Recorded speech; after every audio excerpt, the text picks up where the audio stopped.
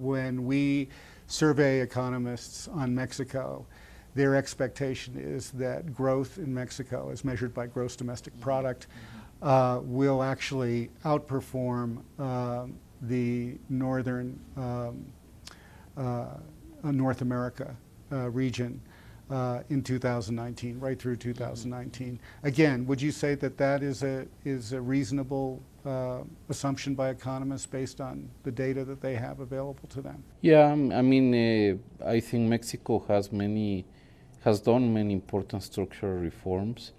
I think that we will reap the benefits of them through time.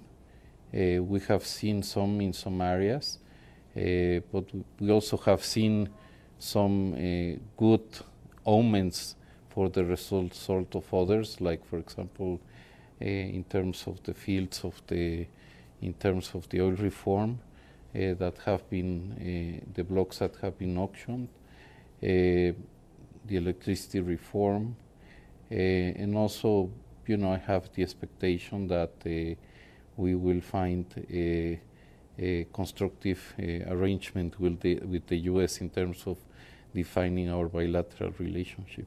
So far, so good, at least with the North American Free Trade Agreement. Absolutely.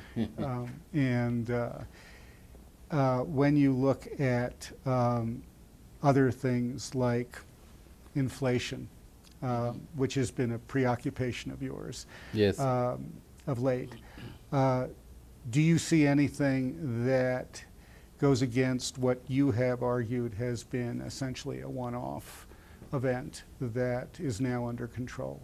Is that Yeah, I mean, correct? we don't see a major cloud in the horizon.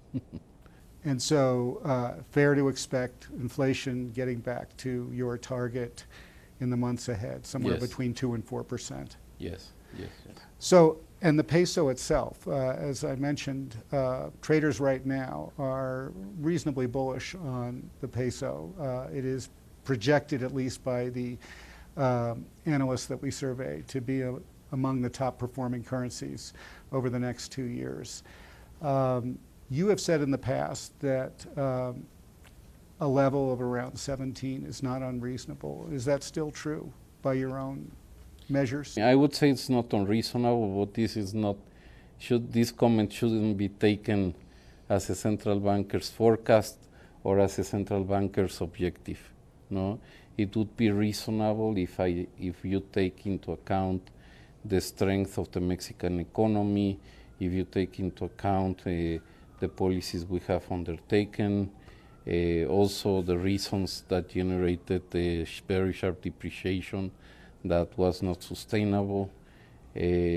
So yes, I mean, I think it's in the realm of the feasible. Yeah. So, and speaking of the peso and peso-denominated debt, the spread between in interest rates between peso-denominated debt and dollar-denominated debt with respect to Mexico is exceptionally wide at the moment. A lot of traders see that as a buying opportunity. They think that because the peso is strengthening, this interest rate spread is something that they can exploit and do well with. Would you say that that's irrational or exuberant? Well, to some extent. I mean, as you very well know, monetary policy works through different channels. And what traders do is one very important channel. And needless to say, some of our actions is to invite some of that type of reflection from market participants. I mean, at the end of the day, what we have done is that the interest rate differential adjusted by any type of risk would tell you that it is attractive to take peso risk, and so we have worked towards that objective.